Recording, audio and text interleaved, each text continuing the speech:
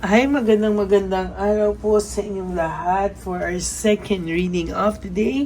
Tingnan po natin kung ano naman po ang makikita natin using our gold tarot cards, the Tarot of Life, and this Black Lover Oracle, kung ano po ang kanyang feelings, no, sa mga sandaling ito, no. Kailangan po nating pagsani puwersa ang ating mga baraha para makita po natin kung ano po ang nangyayari sa kanya ngayon right at this very moment, and ano po ang feelings ng inyong person, situation and feelings ng inyong person. So, balasahin muna po natin ang ating baraha. Yan. Sana po ay napanood niyo na po ang ating first reading of the day bago po kayo tumawid dito po sa ating second reading of the day. Yan, babarasahin ko lang po mabuti. Okay, pili na po tayo ng 10. 1, 2, 3, 4, 5, 6, 7, 8, 9, and 10. Itabi muna po natin ang ating mga napiling baraha.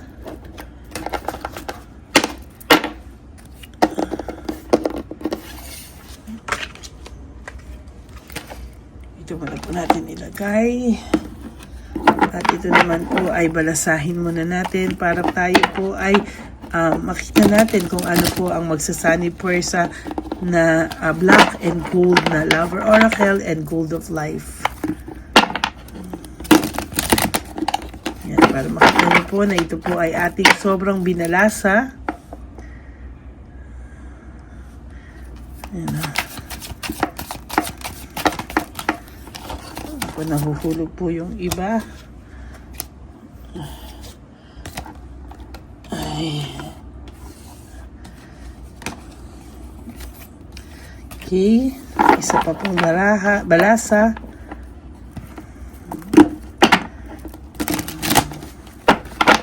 At pipili na po tayo ng 10.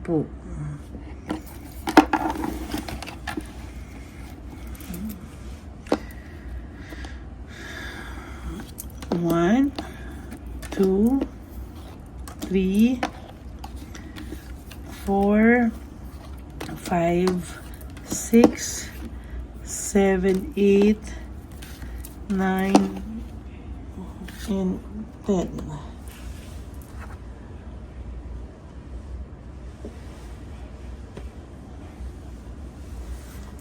Okay. Yan. Tabi na po natin ito. At pagsasanib person natin to, huwag niyo pong i-skip to because huwag niyo po i-skip to dahil dito po ako kumukuha ng energy sa aking mga general reading, no? Huwag niyo po sanang skip itong ads din natin, ano? Tulong na po natin yan sa ating okay.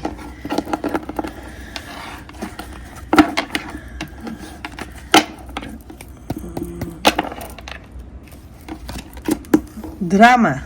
Napakadami daw pong naging drama o dramang ginawa ng taong ito para mailipat po sa iyo ang kanyang mga nagawang mali sa buhay niya. No? Napakadami daw po nitong ginawa, no?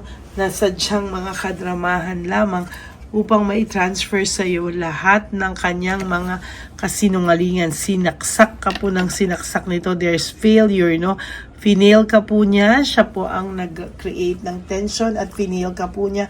Pero ikaw pa rin po ang sinisi niyang may kasalanan sa huli, no? Sinabi niya po sa iyo o naramdaman niya po na I want out. Gusto niya pong umalis sa relationship na meron kayo. Gusto niya pong magpaka-free, gusto niya pong mag-explore, at talagang siya po ang may kasalanan, at talagang sa pag-alis niya po, no, dami niya po ginawang drama instead of humingi na lang ng tawad sa inyo. Ayan, no, lumayo po siya. Ginusto niya pong lumayo sa iyo. Magpahinga daw, no, na parang na-stress daw siya sa iyo. Ikaw daw may kasalanan ito. Ang dami mo daw ginawa na kasalanan mo daw, yung ugali mo daw. Napakarami po nitong drama. Sa kagustuhan niya pong umalis sa piling mo, no? Now, these feelings are eating me alive. Ngayon niya po nare-realize na ang dami pala po niyang ginawang mga pagbibiktima sa sarili niya, na kung saan siya po mismo ang gumawa niyan sa kanyang sarili, no? Siya po ang lahat ang gumawa niyang conflicts na yan sa buhay niya. Ayan, no? Panay conflicts po sa inyong karibal, sa inyong rivalry, competition. No, ngayon sila po ay nag-aaway. Ngayon niya po na realize na hindi po worth it yung lahat ng binigay niyang sakit sa'yo kapalit ng isang maling tao, no? Yan ngayon, ang sakit-sakit tuloy sa kanya ngayon yan, at iniisip niya na lahat ng mga drama na ginawa niya, lahat ng sakit na binigay niya sa'yo ay hindi daw po worth it dahil maling tao daw po ang napuntahan niya, and worse, mas worse pa sa'yo, no? I cry at night. No, nasa mabuting kamay na kasi siya ngayon. Sabi ko nga po sa iyo, yung konting mga, hindi ka naman perfect, wala namang perfect, no? Yung mga konti pong ganyan ngayon ay talagang namumblema po itong taong ito ngayon. At sa tingin ko po, hindi po mawala-wala sa kanya yung ganitong pakiramdam ngayon, ano, na talagang siya po ay nahihirapan. Siya po ngayon talaga ay ngayon niya po naiisip talaga na napakasaklap pala po ng ginawa niya sa iyo, no? Ngayon pa lang po niya, ay nako, ayan, no? Ay nako, napakatindi nito. Oo, naging mabuti ka daw po sa kanya, no? Naiisip niya bakit siya naiiyak sa gabi, o bakit hindi siya nakakatulog sa gabi, kasi naiisip niya po lahat ng pagiging generous mo sa kanya, sharing, charitable, lahat po ng mga kabutihan ay ginawa mo po sa kanya, oh. Hindi po siya hindi ka po sa kanya nagdamot, no? Pero ang pinalabas niya po ay sinaktan mo pa siya, na I was hurt by you. Siya pa daw po ang nasaktan sa samahan na meron kayo, at talagang kakaiba rin po ang taong ito, no, na parang pinararamdam niya na ikaw talaga yung sumira sa inyo. Well, in fact, alam niya po na siya po ang gumawa ng kalokohan, ng loko po siya, nang iwan po siya, at talagang siya po ang nanakit sa iyo.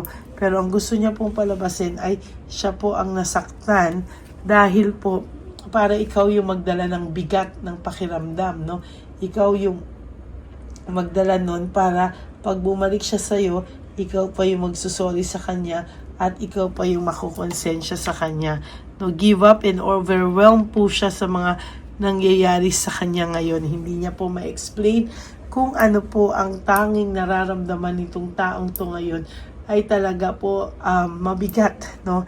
Sabi ko nga po sa iyo, nabibigatan siya kasi naiisip niya ngayon, no, na yung lahat ng drama niya sa buhay at pagbibintang na ginawa sa iyo or pagbiblame sa iyo ay hindi worth it dahil sa maling tao po siya napunta, or mali po yung taong pinaglaban niya. Ang sabi niya ngayon, will this pain ever stop?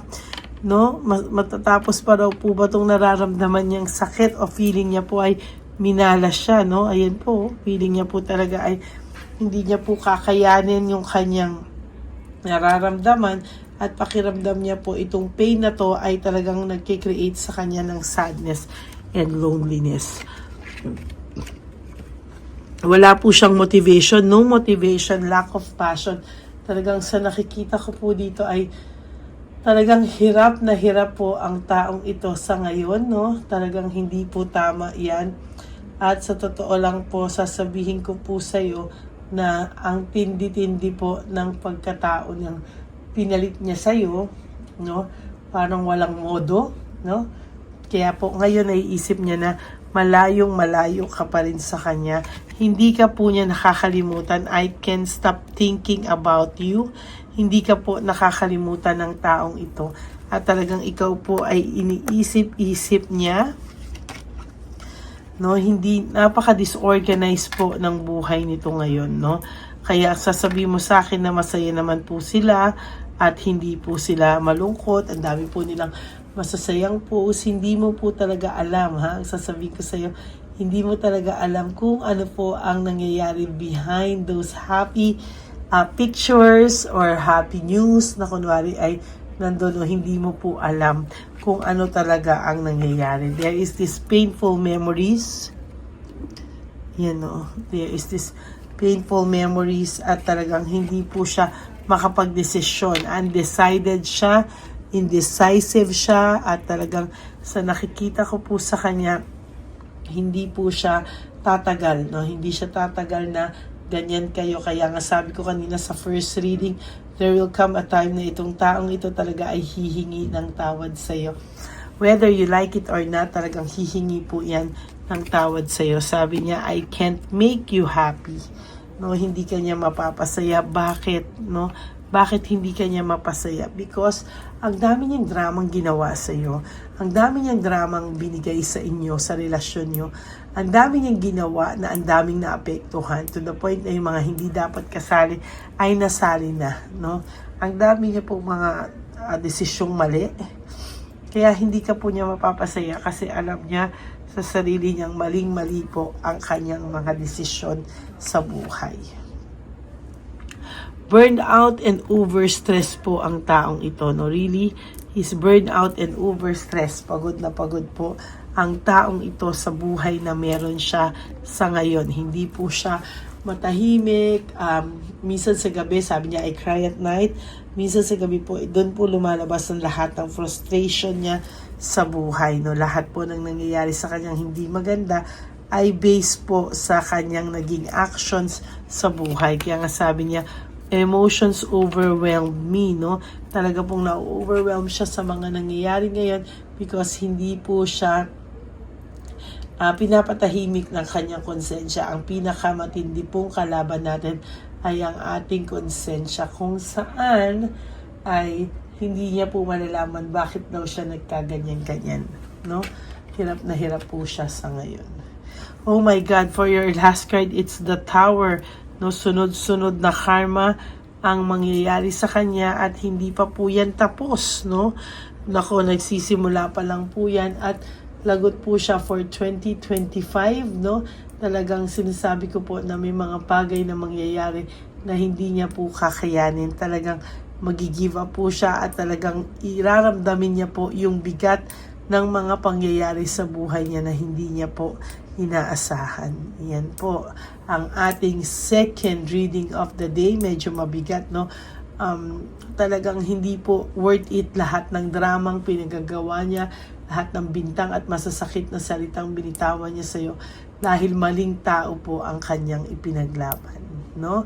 So if you resonate, please give me a like and comment down below para po alam natin kung ano naman po ang inyong mga nasa sa loob ngayong araw na ito at ano po ang impact sa inyo ng ating reading of the day, second reading of the day. For those of you who would like to have a private reading with me, you can message me po at Lady Lee Elena. Nasa dulo po yan ng ating video. Sobrang dulong-dulo na po, no? Pero bago po yan, inilabas ko po yung fake account ng Lady Elena para alam nyo po at hindi po kayo ma-scam. Paki-report nyo na rin po yung messenger na yan para alam nyo po, no, na hindi po tayo mauuto ng fake na yan. Ano? Siya po ay nanghihingi ng dollars at siya po ay nagbibigay ng link kung saan kayo po ay mahahack o ang buong telepono niyo po ay mahahack, no? Kaya mag-ingat po kayo sa scammer na yan, paki-report niyo po yan, ilalo na po yung messenger niya para po mawala ulit ng tuluyan, no? And sa aking mga ever faithful at loyal and solid na Lady Elena family. I love you all from the bottom of my heart. Mahal na mahal ko po kayo at kahit nasang lupalo po ako ng daigdig, ako po ay magbibigay sa inyo ng reading of the day.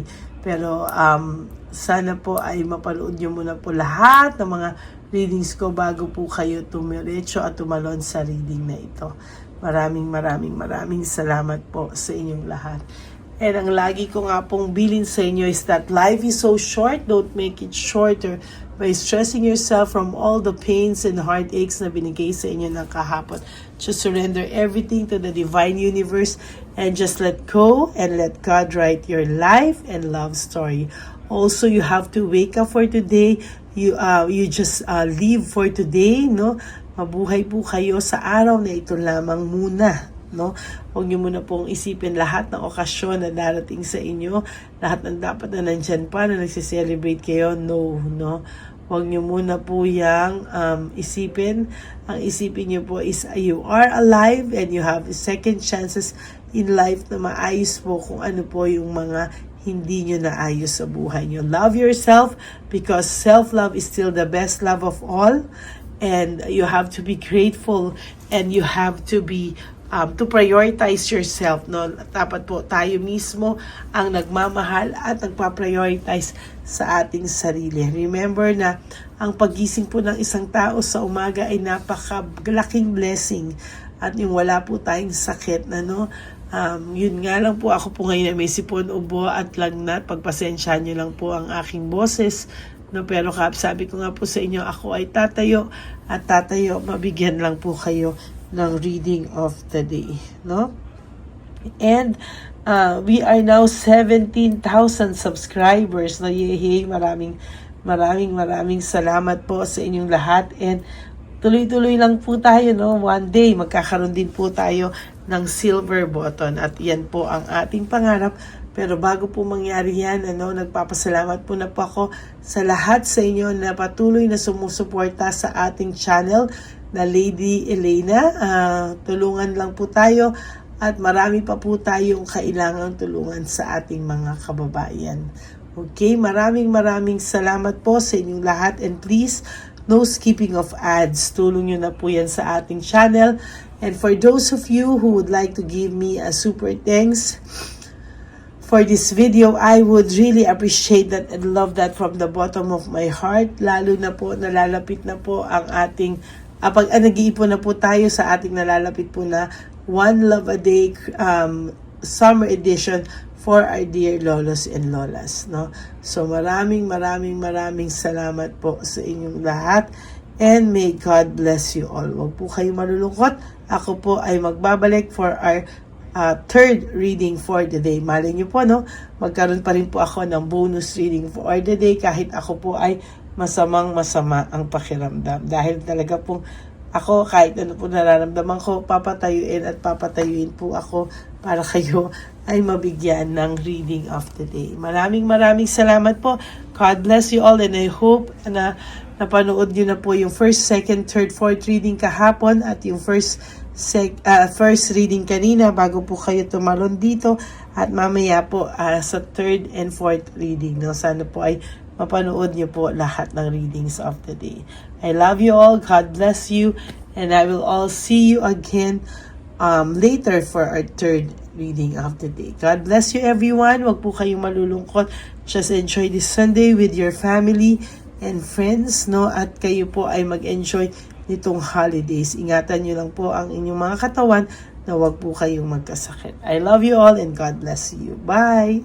Magandang gabi po ulit sa inyong lahat. Ako po ay muling nagpapaalala sa inyo na mayroon pong lumalabas sa FB at Messenger account na fake account po, no, nang hihingi po ng $25 through PayPal at hindi po yan totoo.